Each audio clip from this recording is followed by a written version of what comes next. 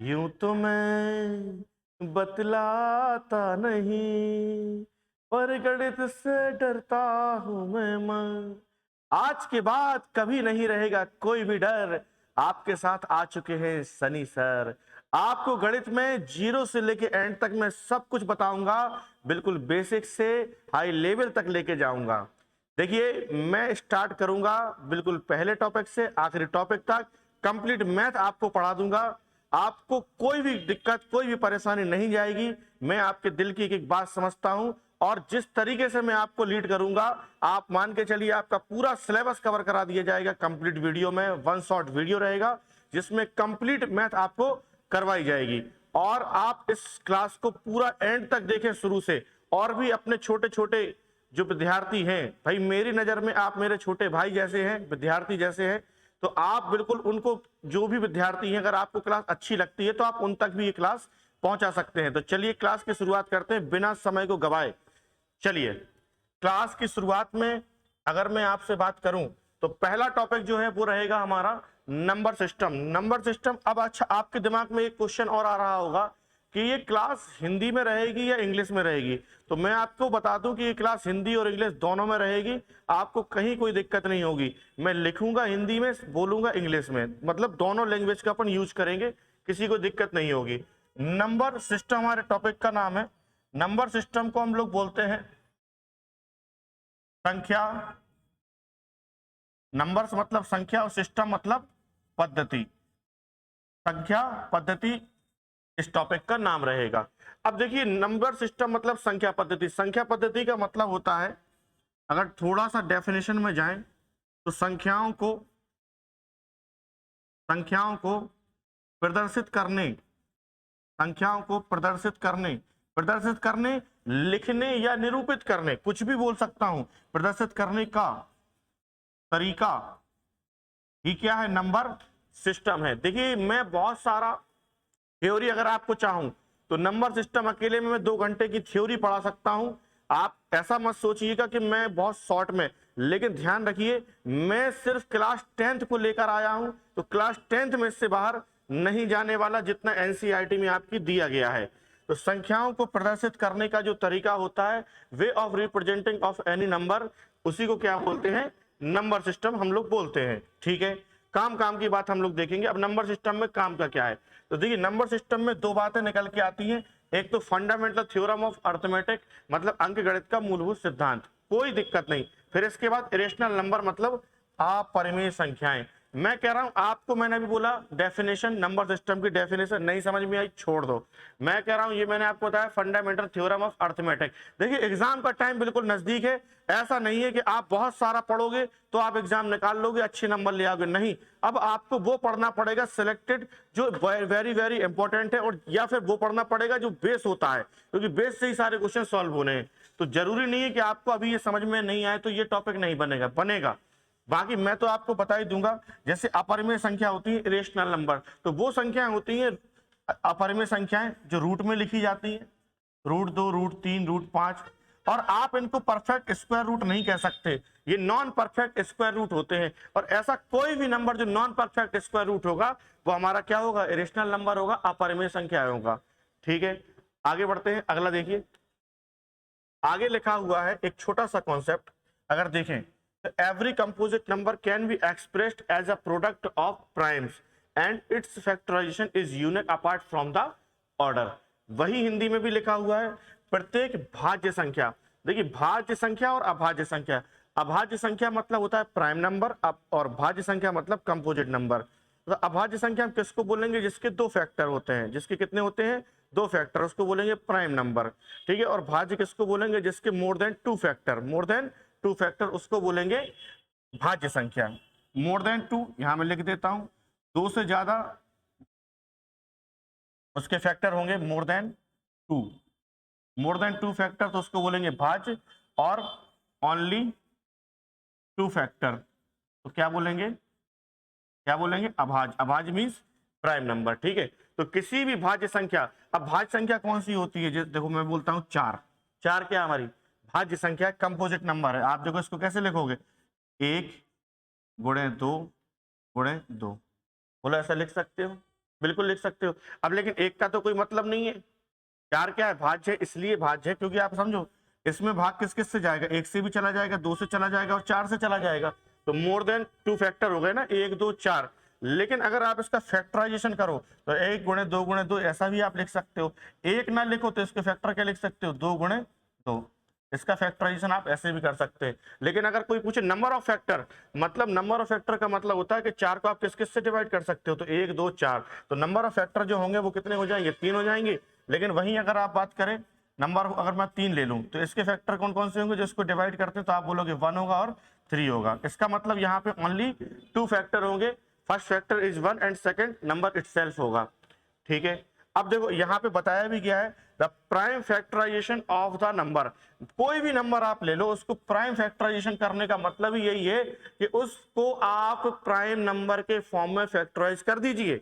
तो prime number, जैसे मान लो मैंने ये नंबर लिया था, ये कंपोजिट था, लेकिन जब मैंने इसके फैक्टराइजेशन किए तो आप देखो कि ये जो नंबर है 2 इंटू 2, 2 क्या है, प्राइम नंबर है, अभाज्य संख्या है। तो जब आप इसके फैक्टर करेंगे तो ये किस में आएगा, अभाज्य संख्या के फॉर्म में आएगा, प्राइम नंबर के फॉर्म में आएगा इसका फैक्टराइजेशन। और वही चीज यहाँ की गई है, the prime factorisation of the number. अब आप जब इसके फैक्टर करेंगे 8190 के, तो क्या रिजल्ट मिलेगा आपको, 2 की पावर 1 इंटू 3 की पावर 2 इंटू 5 की पावर 1 इंटू 7 की पावर 1 इंटू 13 की पावर 1 होगा। तो आप देखो 2 भी क्या है, prime number, 3 prime number, 5 prime number, 7 prime number और 13 प्राइम नंबर। तो आप कभी भी किसी भी कंपोजिट नंबर का अगर फैक्टराइजेशन करेंगे तो वो प्राइम नंबर के फॉर्म में ही आएगा। चलिए आगे बढ़ते हैं। अच्छा, एक ये इंपॉर्टेंट थ्योरम है, यहाँ पे आपसे बताऊं, ये इंपॉर्टेंट थ्योरम है और आपको हमेशा याद भी रखनी है। जैसे इस थ्योरम को हम बहुत अच्छे से समझेंगे बाद में, लेकिन पहले आप इसको पढ़िए, लिखा क्या है, if a prime number p divides a square then p divides a where a is a positive integer. मतलब यदि एक अभाज्य संख्या कोई p है, अभाज्य संख्या p, आप कोई भी एक वैल्यू लेके देख लो, अभाज्य संख्या अगर p है तो अभाज्य संख्या कौन सी होती है, 5 होती है, 2 होती है, 3 होती है, कोई भी नंबर आप लेके देख लो। ठीक है, अगर p a स्क्वायर को विभाजित करती है, ठीक है, ए स्क्वायर का मतलब पहले आप कुछ ए की वैल्यू लेके देख लो, ए की वैल्यू मानो मैंने ले ली, अब पी ए स्क्वायर को विभाजित करती है तो पी ए को विभाजित करेगी। तो मैं कह रहा हूं आप इसका उल्टा लेके देख लो कि पी ए को विभाजित करती है तो ए स्क्वायर को करेगी, या फिर पी ए स्क्वायर को करती है तो ए को तो डेफिनेटली करेगी। देखिए कैसे करेगी, अगर ए की वैल्यू में कुछ भी ले लूं, मान लो ए की वैल्यू मैंने ले लिया 3, कोई भी वैल्यू ले सकता हूं, तो 3 की वैल्यू कितनी, 3 का स्क्वायर कितना हो जाएगा, 9। भाई ए की वैल्यू अगर मैंने 3 ले ली तो ए स्क्वायर मतलब कितना हो जाएगा, 9। अब मैंने बोला पी ए स्क्वायर को डिवाइड करता है, तो इसको डिवाइड कौन करेगा, तो आप बोलोगे इसको डिवाइड कर सकता है 3, बोलो कर सकता है कि नहीं कर सकता है। तो यहाँ पे ये हो गया ए स्क्वायर और ये वैल्यू किसकी हो गई, पी की, बोलो हो गई कि नहीं हो गई। तो p बराबर 3 है, 3 का भाग 9 में चला जाएगा, क्योंकि कंडीशन दी गई है कि p ए स्क्वायर को डिवाइड करता है। तो a की वैल्यू अगर मैंने 3 मान ली तो ए स्क्वायर कितना होगा, 9 होगा, और 9 3 से डिवाइड हो जाएगा तो p की वैल्यू 3 आ जाएगी। तो आप देखो कि 3 से 9 डिवाइड हो गया, 9 डिवाइड हो जाएगा, तो p a को भी विभाजित करता है। तो आप देखो p कितना है, 3 है, और a की वैल्यू कितनी है, 3 है, तो आप देखो 3 को भी तो डिवाइड करेगा कितने बार, एक बार, बोलो करेगा कि नहीं करेगा। तो ये थ्योरम आप ऐसे समझ लो कि p अगर ए स्क्वायर को डिवाइड करेगा तो p a को भी डिवाइड करेगा ही करेगा। ये बात यहाँ समझाई भी गई है। Let us consider p is equal to 3 and a is equal to 9। देखो मैंने यहाँ भले कुछ नंबर लिया, इनने भी अलग ले लिए, इनने a बराबर ले लिया कितना, 9, और p बराबर ले लिया 3। तो a बराबर अगर 9 ले लिया तो 3 डिवाइड्स 9 स्क्वायर, बिल्कुल सही बात है, क्योंकि p की वैल्यू कितनी है, 3 है, 3 डिवाइड 9 स्क्वायर, 9 स्क्वायर होगा 81। अब अगर 81 अगर 81 को अगर 3 डिवाइड करता है तो 3 9 को भी डिवाइड करता है। तो ये थ्योरम बिल्कुल सही है कि p अगर ए स्क्वायर को विभाजित करती है तो p a को भी विभाजित करती है, जहां a एक धनात्मक पूर्णांक संख्या है। बोलो उम्मीद से समझ में आ रहा होगा, मुझे ऐसा लग रहा है कि आपको एक थ्योरम भी बिल्कुल क्लियर हो रही होगी, और नहीं हो रही है तो आप इसको याद कर लो, क्योंकि आपके पास ऑप्शन नहीं है। अब ऑप्शन है क्या, पेपर सामने आ गए, साल भर पढ़ा नहीं है, अब ऑप्शन नहीं है आपके पास। अब जितना है इंपॉर्टेंट आप उसको याद कर लो, पास जो होना है, नहीं तो फेल हो जाओगे अगले साल, फिर कौन पूछेगा, फिर वही रुक जाना नहीं, चल जाना नहीं, गिर जाना नहीं, फिर वो फॉर्म भरने पड़ेंगे। इसलिए ऐसी गलती ना करें, लगातार पढ़ते रहें, जितना मैं पढ़ाऊं उसको बिल्कुल याद कर लो। अगला क्वेश्चन से मतलब अगली थ्योरम, फॉर एनी नंबर, देखिए for any two positive integers A and B, HCF A B LCM A B then is equal to A into B. मतलब कहने का यहां पर ये है कि ए और बी अगर कोई दो नंबर हैं, ए और बी कोई दो नंबर हैं, तो ये थ्योरम होती है कि HCF of A B into LCM of A B is equal to product of two numbers, product of two numbers. तो नंबर्स कौन से, ए इंटू बी, और यही यहाँ पे लिखा हुआ है। आगे बढ़ते हैं। देखिए अभाज्य संख्याओं के बारे में मैंने आपको अभी शॉर्ट में बताया, आप इसको छोड़ो, ये सब तो देखना दिखाना है, सीखने सिखाने वाली बात करते हैं अपन। सीखने सिखाने वाली बात ये है, आपसे बताएं कि अगर जैसे ये डेफिनेशन क्यों पढ़नी, एग्जाम आ गया है, सिर्फ इतना याद रखिए, अभाज्य संख्याओं का मतलब होता है ऐसे नंबर जिनके दो फैक्टर होते हैं, पहला 1 होता है, दूसरा नंबर स्वयं होता है, नंबर इटसेल्फ, बात खत्म। ये डेफिनेशन पढ़ते हैं जब हम बिल्कुल शुरू से तैयारी करते हैं, जून जुलाई का महीना होता है, आराम से जाते हैं, मास्टर पता करते हैं कौन पढ़ाता है, फिर वो भी आराम से चलता है। अभी एग्जाम सामने है, काम काम का, आपको महसूस नहीं होने देंगे कि गणित बहुत कठिन है, और ना है कठिन, ये बात भी सही है। देखिए कंपोजिट नंबर, क्योंकि देखिए सीखने वाली बात अलग है, अब बात अच्छे नंबर लाना है, कुछ लोगों को पास होना है, कुछ ना कुछ करना है। चलिए देखिए अगर कंपोजिट नंबर की बात करें तो ये भी चर्चा हो चुकी है, मोर देन 2 फैक्टर। देखो आप क्या लिखा हुआ है यहाँ पे 6, ये किस किस से डिवाइड होगा, 1 2 3 6, तो मोर देन कितने हुए, 2 फैक्टर। देखो 4 फैक्टर आए कि नहीं आए यहाँ पे, ऐसे ये सारे नंबर दिए गए हैं, इनकी ज्यादा चर्चा नहीं करनी। आप किसी भी नंबर को देख लो, 3 से ज्यादा फैक्टर आ रहे हैं, 3 या 3 से ज्यादा, तो ये सारे नंबर क्या हैं, ये नंबर कंपोजिट नंबर है। कंपोजिट नंबर मतलब भाज्य संख्याएं, अभी तो बताया, भूल गए क्या। चलो देखो अब ये को प्राइम नंबर क्या होता है, ये इंपॉर्टेंट बात है। को प्राइम नंबर क्या होता है, देखिए मैं आपको बता दूं, आप सिंपल है समझिए, डेफिनेशन छोड़ो, आप डेफिनेशन के चक्कर में जाओगे कभी ना सीख पाओगे।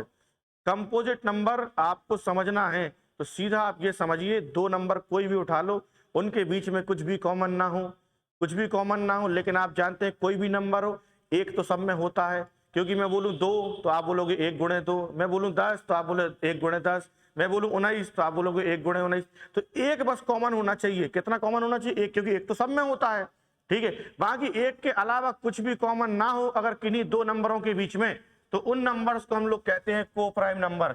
जैसे आप मान के चलो 2 और 3, आप बताओ इनके बीच में कुछ भी कॉमन है, नहीं है, सिर्फ कॉमन क्या है, 1 है, इसीलिए क्या है, को प्राइम नंबर है। और कोई नंबर लेके देख लो, मैं कह रहा हूं 4 और 9, आप बताओ 4 और 9 के बीच में, देखो इसमें 2 है तो इसमें नहीं है, इसमें 3 है तो इसमें 3 नहीं है, लेकिन 1 से गुणा इसमें भी हो जाएगा, 1 से इसमें भी हो जाएगा, इसमें भाग हो जाएगा, इसमें हो जाएगा, तो 4 और 9 भी क्या है, को प्राइम नंबर है, सह अभाज्य संख्याएं हैं, इनके बीच का एचसीएफ कितना होगा, 1 होगा। बाकी आप डेफिनेशन भी देख सकते हैं, जैसे यहाँ लिखा हुआ है कि फॉर 21 एंड 22, ठीक है, तो इनने फैक्टर किए, 21 के क्या है 1 3 7, 22 के करते हैं 1 2 11, तो देखो आप कुछ भी कॉमन दिख रहा है, कॉमन क्या है 1, और जब कॉमन जो होता है हाईएस्ट कॉमन फैक्टर अगर 1 है, then they are coprime number.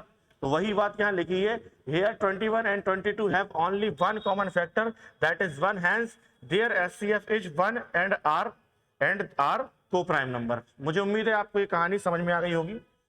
ये देखिए पहला क्वेश्चन हिंदी इंग्लिश दोनों में, टेंशन लेने की कोई जरूरत नहीं है, बिल्कुल यहां से शुरू करेंगे क्वेश्चन हम लोग लगाना। देखिए क्वेश्चन क्या बोल रहा है, प्रत्येक संख्या को उसके अभाज्य गुणनखंडों के गुणनफल के रूप में लिखना है। अब यहां से होते क्वेश्चन, देखिए क्वेश्चन पेपर में आते हैं, यहीं से नंबर आते हैं, यहीं से आदमी 100 में 100 भी लाता है, और जिसको फेल होना है वो थोड़ा सा पढ़ ले तो पास हो जाता है। और इंपॉर्टेंट पढ़िए, अब सब कुछ पढ़ने की जरूरत नहीं है। देखिए मैं आपको ऐसा नहीं है कि 5 सवाल करवाऊंगा, मैं आपको करवाऊंगा इसमें से कोई भी एक सवाल, ठीक है, एक सवाल करवाऊंगा, बाकी आप खुद कर लेंगे।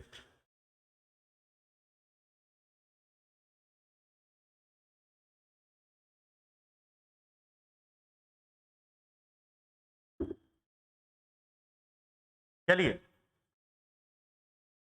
जैसे पहला क्वेश्चन दिया गया है 140, बोला गया है इसको एक्सप्रेस करना है किसमें, अभाज्य गुणनखंडों के गुणनफल के रूप में व्यक्त करना है।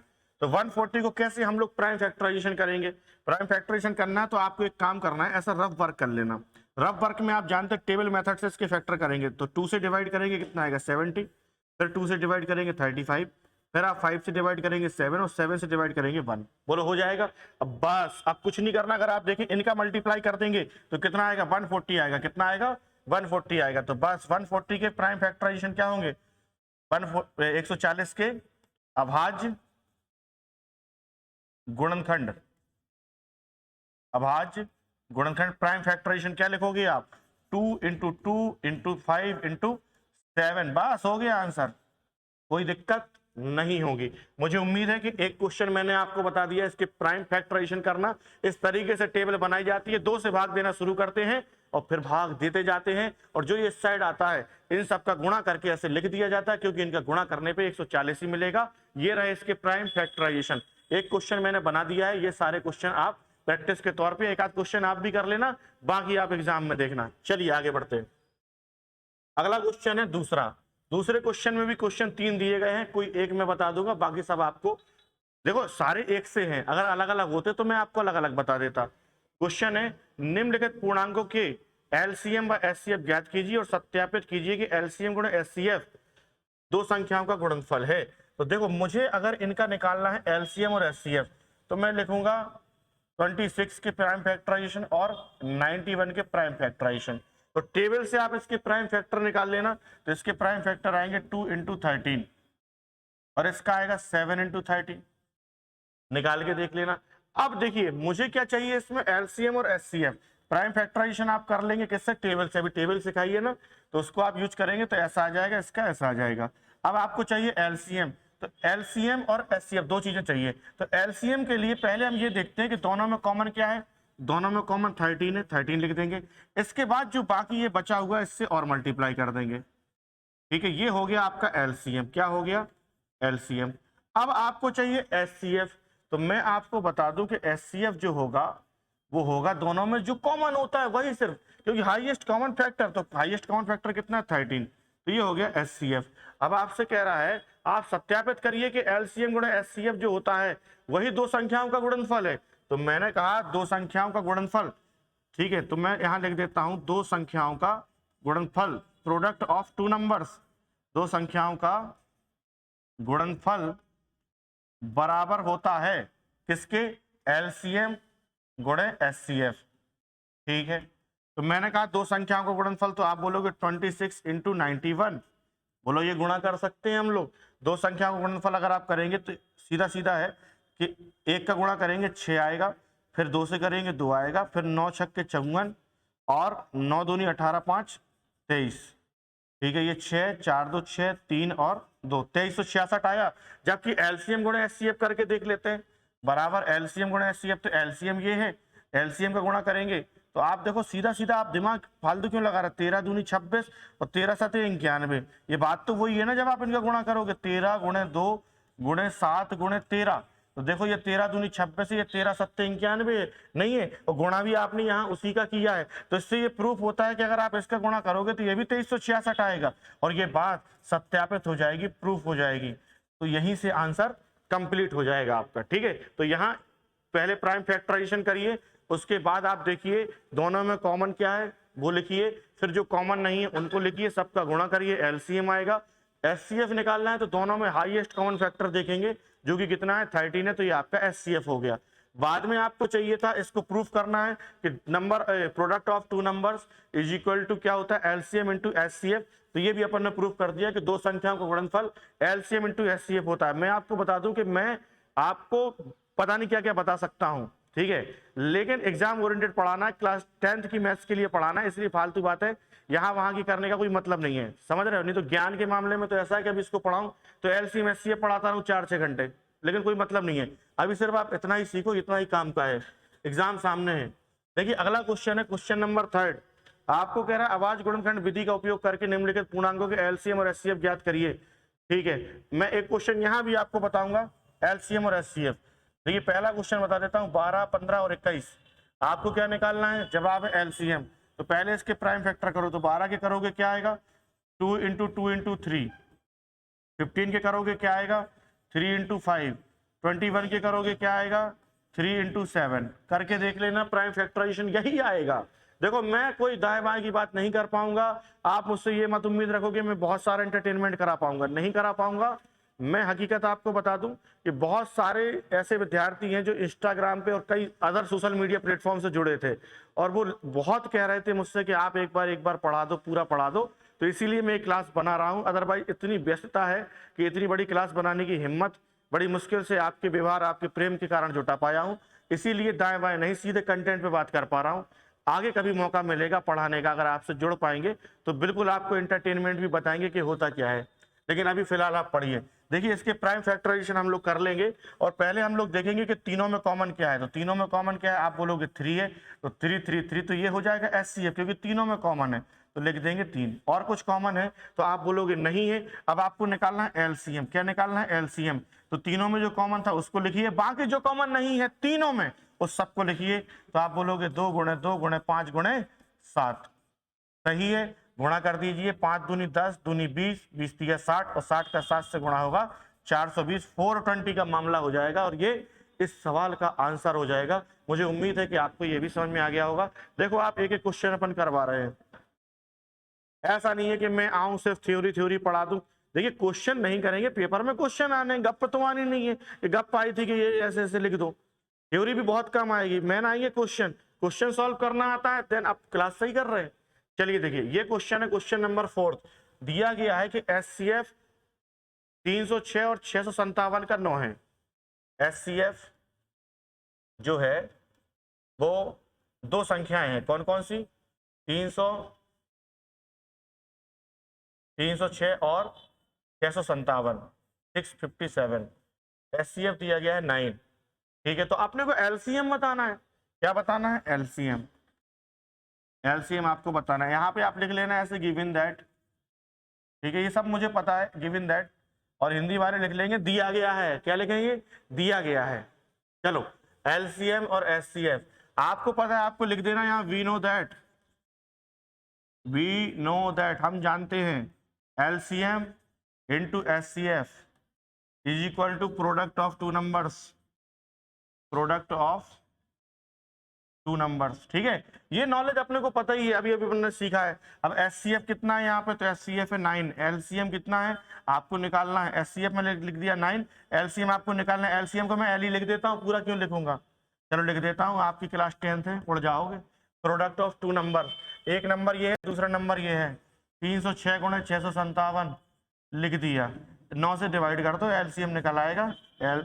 306 गुणे 657 डिवाइड बाय 9, 9 से डिवाइड करोगे 9 तिया 27, कितना बचेगा? 3 9 चौके 36। 34 का मल्टीप्लाई कर लेना आप 657 से, जो भी आएगा वही क्या होगा आपका LCM हो जाएगा और आंसर हो जाएगा, ठीक है। आप इसको चेक कर लेना, अगर कहीं गलती हो तो आप उसको सुधार कर लेना। बढ़ते हैं आगे। चौथा क्वेश्चन कंप्लीट हो गया। पांचवा क्वेश्चन देखिए कितना इजी है। बोला गया है जांच करें क्या किसी प्राकृतिक संख्या n के लिए, किसी भी प्राकृतिक संख्या n के लिए 6 की घात n, 6 की पावर n, 6 की पावर n, प्राकृतिक संख्या मतलब नेचुरल नंबर। हमें n की वैल्यू क्या लेनी है? तो ध्यान रखिएगा n यहाँ पर क्या है? तो n है यहाँ पे नेचुरल नंबर। n क्या है यहाँ पे? Natural number. नेचुरल नंबर कौन से होते हैं? 1 2 3 डॉट डॉट डॉट इनफाइनाइट। इतनी बेसिक नॉलेज आपको होनी चाहिए, नहीं तो ये सवाल नहीं बनने वाला। अच्छा, आपसे कह रहा है कोई भी प्राकृतिक संख्या n के लिए जो 6 की पावर n है, जो 6 की पावर n है, अंक 0 पर कभी समाप्त हो सकता है क्या? वो ऐसा कह रहा है कि अगर n का मान हम ऐसा कोई भी नेचुरल नंबर रख दें तो क्या जो नंबर बनेगा वो 0 पे एंड करेगा? तो आपको देखना है, मैं आपको बता देता हूं। नेचुरल नंबर रख के देखो, 6 की पावर 1 क्या आएगा? 6 की पावर 1, 6 की पावर 1 6 ही रहेगा, तो आप बोलोगे 2 इंटू 3 की पावर 1 रहेगा कि नहीं रहेगा? अब आपको बता दो जीरो बनने की क्या कंडीशन रहती है। आपको ध्यान रखना है कि सबसे छोटी संख्या अगर जीरो की बात करें तो 10 से शुरू होता है 10 के पहले जीरो नहीं है, अगर सीधा जीरो ही है, लेकिन किसी नंबर के एंड में जीरो तो वो 10 से ही शुरू होता है, क्योंकि जीरो का मतलब जीरो है। किसी नंबर के पीछे जीरो का मतलब ये होता है कि यहाँ एक लिखा है और ये किस पे समाप्त हो रही है? जीरो पे। तो 10 हो गया, 20 हो गया, 30 हो गया, 40 हो गया, 100 हो गया, 10,000 हो गया, 10 करोड़ हो गया, कुछ भी हो सकता है, ठीक है। तो 10 ऐसा नंबर है जिसके पीछे जीरो आता ही आता है। तो आप बताओ कि 10 बनता कैसे? तो आप बोलोगे 10 बनेगा 2 इंटू 5, 2 गुणे 5 से, ठीक है। मैं दोनों लैंग्वेज का यूज करूंगा, 2 इंटू 5 भी बोल सकता हूँ, 2 गुणे 5 भी बोल सकता हूँ। इसका मतलब है कि 10 आना है तो हमें ये जोड़ा चाहिए 2 इंटू 5, क्योंकि आप देखो 10 के लिए 2 इंटू 5 चाहिए तो 100 के लिए क्या चाहिए? 2 इंटू 2 इंटू 5 इंटू 5, मतलब मेरा कहने का कि अगर एक पेयर 2 इंटू 5 है तो एक जीरो जनरेट होता है। आप देख लेना कहीं भी, अगर एक 2 एक 5 है तो मल्टीप्लाई कहीं भी होगा, आप देखना एक जीरो जनरेट होगा। 2 5 और 2 सॉरी 2 बार अगर 2 आए मतलब 2 times of 2 and 2 times of 5, अगर ये आता है तो फिर कितने जीरो बनते हैं? 2 जीरो बनते हैं। मतलब कुल मिला के कहने का ये है कि मिनिमम आपको अगर एक जीरो भी चाहिए तो एक पेयर 2 इंटू 5 का चाहिए, जबकि आप देखें 6 अगर है तो 2 5 का पेयर नहीं बनेगा, पेयर बनेगा 2 इंटू 3 का। तो आपने देखा 6 की पावर 1 है तो 2 इंटू 3 का पावर 1 हो जाएगा। लेकिन अगर नेचुरल नंबर 6 की पावर 2 रख दे तो आप क्या बोलोगे? 2 इंटू 3 की पावर 2। आप बताओ 5 का पेयर तो अंदर बन ही नहीं रहा ना, जब 5 बनेगा ही नहीं। 2 इंटू देखो 2 तो आ गया बट 5 नहीं आ रहा है, आ रहा है क्या? और जब 5 नहीं आ रहा है इसका मतलब जीरो नहीं बनने वाला।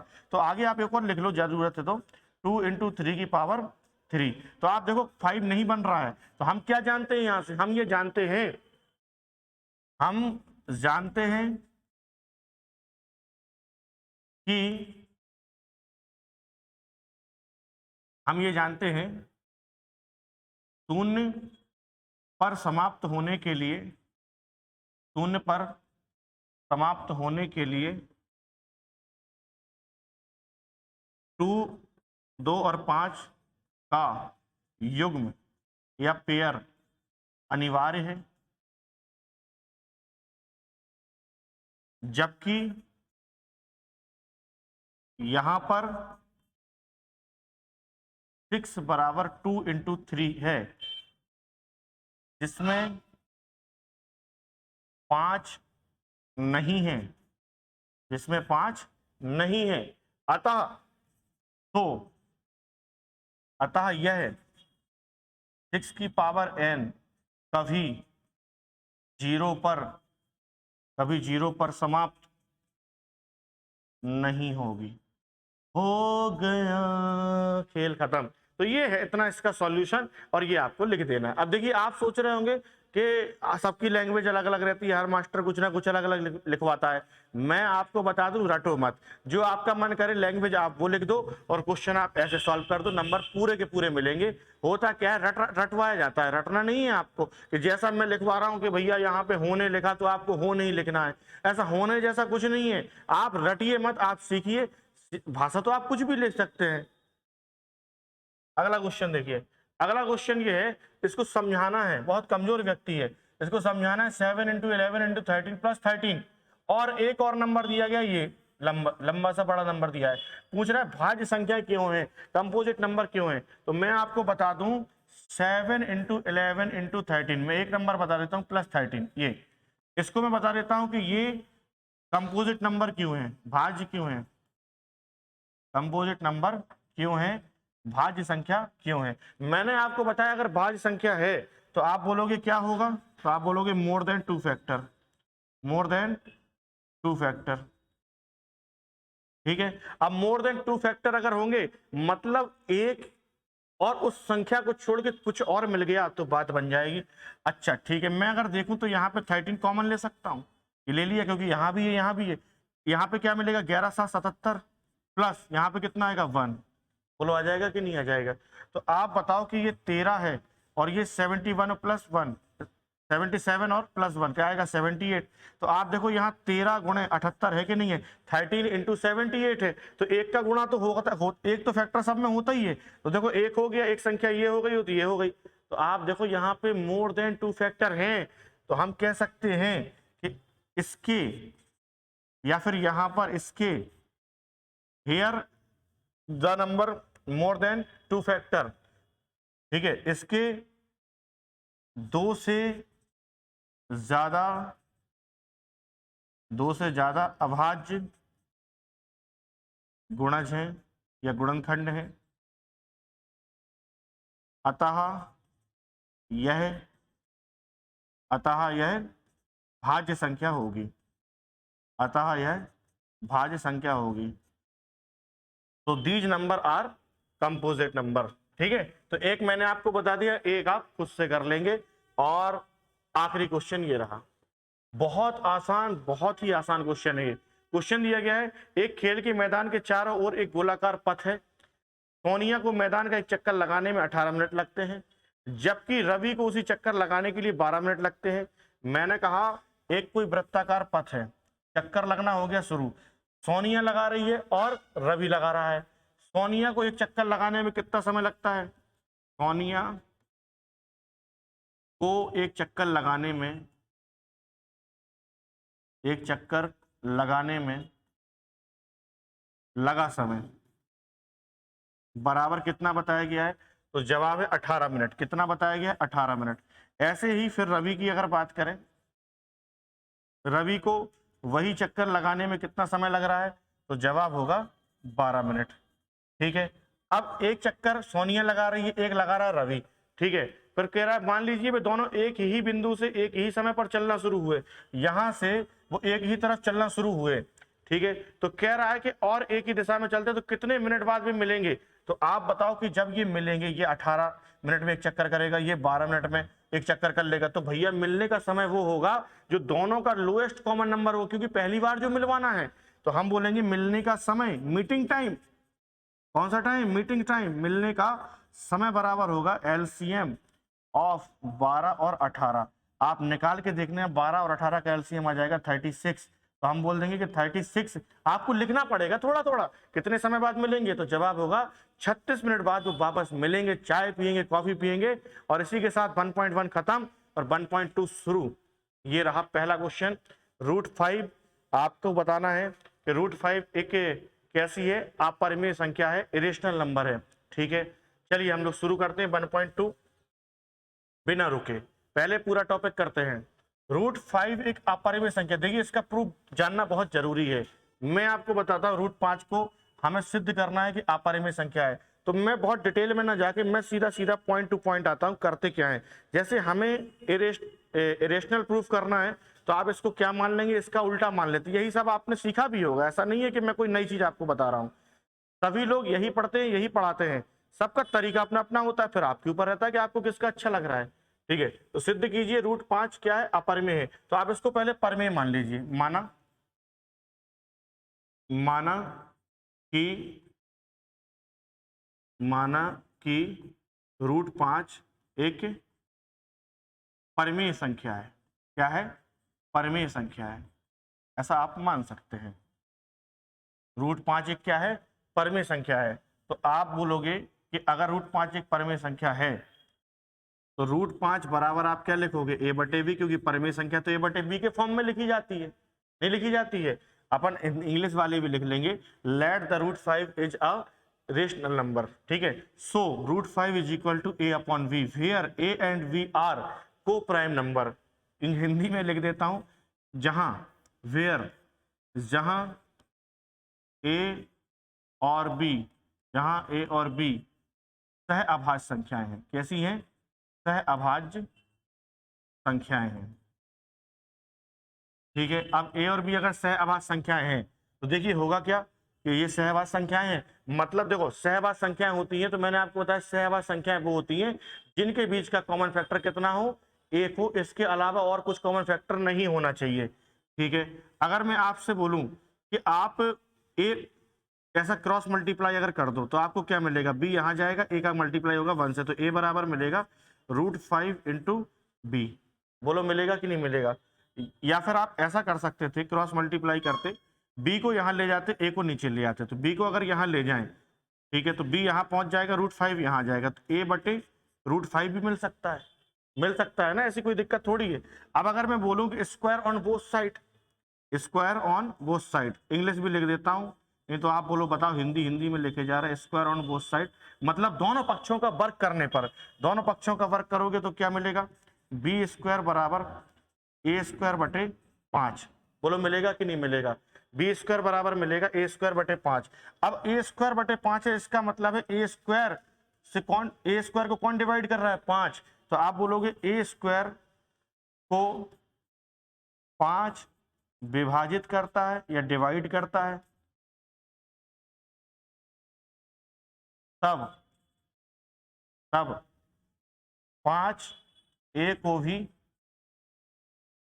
विभाजित करेगा या डिवाइड करेगा? विभाजित करेगा।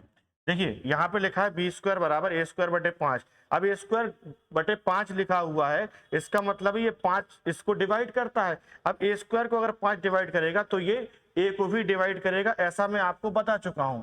ठीक है, अच्छा अब अगर ये ए स्क्वायर 5 से डिवाइड हो रहा है, इसका मतलब ए स्क्वायर जो भी होगा या ए की जो वैल्यू होगी वो क्या होगी, क्योंकि एक 5 को भी डिवाइड करेगा नहीं सॉरी 5 ए को भी डिवाइड करेगा, इसका मतलब है ए की जो वैल्यू है वो 5 का मल्टीपल है, 5 का मल्टीपल है। अब 5 का मल्टीपल है तो आप कह सकते हैं कि माना ए बराबर 5c। क्या मान लिया? ए बराबर 5c। तो आप यहाँ पे इस इक्वेशन इसको फर्स्ट मान लो, इक्वेशन क्या मान लो? फर्स्ट। और ए बराबर 5c यहाँ पे आप रख दो। ए बराबर 5c रखोगे क्या मिलेगा? बी स्क्वायर बराबर 5c का स्क्वायर और डिवाइड बाय 5 बिल्कुल रख सकते हैं। तो आप बोलोगे बी स्क्वायर बराबर 25c स्क्वायर बटे 5, 5 का भाग देंगे 5 बार जाएगा, और यहां से सी स्क्वायर बराबर अगर आप निकालेंगे तो बी स्क्वायर और ये बटे में आ जाएगा 5। ये इक्वेशन बन जाएगा सेकंड। बोलो बन जाएगा। अब ये थ्योरम यहां भी लग जाएगी। देखो बी स्क्वायर भी 5 से डिवाइड हो रहा है। बोलो बात सही है? बी स्क्वायर, ऐसा ना लिख के आप ऐसा लिखो 5 या 5 बी स्क्वायर को विभाजित करता है, 5 बी स्क्वायर को विभाजित करता है, तब बी को भी विभाजित करेगा, तब बी को भी विभाजित करेगा, बिल्कुल करेगा। ठीक है, अब आप बताओ कि बी जो 5 है 5 है वो ए को भी डिवाइड करता है, विभाजित करता है, और बी को भी विभाजित करता है। अब कोई भी नंबर है जो ए को विभाजित कर रहा है और बी को विभाजित कर रहा है, इसका मतलब है कि वो नंबर उन दोनों का कॉमन मल्टीपल है। तो हम कह सकते हैं कि 5 मतलब 5 ए और बी का उभयनिष्ठ गुणज है, उभयनिष्ठ गुणज है। बोलो है? अब उभयनिष्ठ गुणज मतलब कॉमन फैक्टर है, तो कॉमन मल्टीपल या कॉमन फैक्टर है 5 किसका? ए और बी का। अतः हमारी अवधारणा गलत है, अतः हमारी अवधारणा गलत है। क्योंकि हमने क्या माना था? हमने तो ये माना था कि ये ए और बी सहअभाज्य संख्याएं हैं, मतलब इनका कॉमन फैक्टर 1 होगा, जबकि कॉमन फैक्टर दोनों के बीच में क्या निकल के आया? 5। अतः हमारी अवधारणा गलत है और हम कह सकते हैं कि √5 इज, तो जवाब होगा इरेशनल। √5 is irrational. बोलो सही है? ये आपका प्रूफ हो गया। थोड़ा सा बड़ा है, मैं तिरछा लिखना पड़ा, लेकिन कोई दिक्कत नहीं है, आपको इतना समझना पड़ेगा तभी आपसे क्वेश्चन बनेगा। ठीक है, आगे बढ़ते हैं। अगला क्वेश्चन ये रहा। ठीक है, फिर अगले क्वेश्चन, ये 3 क्वेश्चन ये रहे। कोई भी क्वेश्चन में टेंशन लेने की जरूरत नहीं है। देखो ये क्वेश्चन आपको मैं नहीं करवा रहा हूं, मैं ये करवा देता हूं इसमें से कोई एक, ताकि आपको वो वाला भी समझ में आ जाएगा करना क्या है। ठीक है, इसमें भी कहानी वही है। अभी जैसे आपको मान लो ये प्रूफ करना है 1/√2 वाला कि 1/√2 इज इरेशनल। ये थोड़ा सा जल्दी हो जाते हैं, छोटे क्वेश्चन है। 1/2 इज इरेशनल। ठीक है, अगर मैं आपसे बोलूं कि इसको प्रूफ करना है तो आप बोलोगे कि माना 1/√2 1/√2 एक परमेय संख्या है। कैसी है? परमेय संख्या है। डिटेल में आप लिख लेना, मैं इतना लिख देता हूं, परमेय संख्या है। तो आप बोलोगे 1/√2 बराबर a/b, और लिख देना जहां ए बी क्या है? सहअभाज्य। लिख ही देता हूं, सहअभाज्य या को प्राइम नंबर है, संख्याएं हैं। ठीक है, अब को प्राइम नंबर है जिनके बीच में एक के अलावा कुछ कॉमन नहीं होगा, लेकिन इसकी यहाँ जरूरत नहीं पड़ने वाली। क्यों नहीं पड़ेगी मैं बताता हूँ। अगर आप क्रॉस मल्टीप्लाई करेंगे तो क्या मिलेगा? आपको मिलेगा √2a बराबर b, तो आपको मिलेगा √2 बराबर b/a। बोलो बात सही है? √2 बराबर क्या मिलेगा? b/a। तो आप एक बात बताओ कि अगर इफ a/b परमेय संख्या है, a/b परमेय संख्या है मतलब रेशनल नंबर है, तब b/a भी परमेय संख्या होगी, तब b/a भी परमेय संख्या होगी। जबकि हम जानते हैं √2 एक अपरिमेय संख्या है, इरेशनल नंबर है। √2 एक अपरिमेय संख्या है। फिर आप लिख लेना अतः हमारी अवधारणा गलत है और इसीलिए 1/√2 क्या होगी, अपरिमेय संख्या होगी। 1/√2 इज अ इरेशनल नंबर। मुझे उम्मीद है कि आपको यह समझ में आ गया होगा और इसी के साथ पहला टॉपिक हमारा कंप्लीट होता है और दूसरे टॉपिक पे हम लोग बढ़ेंगे पॉलिनोमियल। किस पे? पॉलिनोमियल। इसकी क्लास में आपको करवाता हूं थोड़ी देर के बाद। Thank you so much.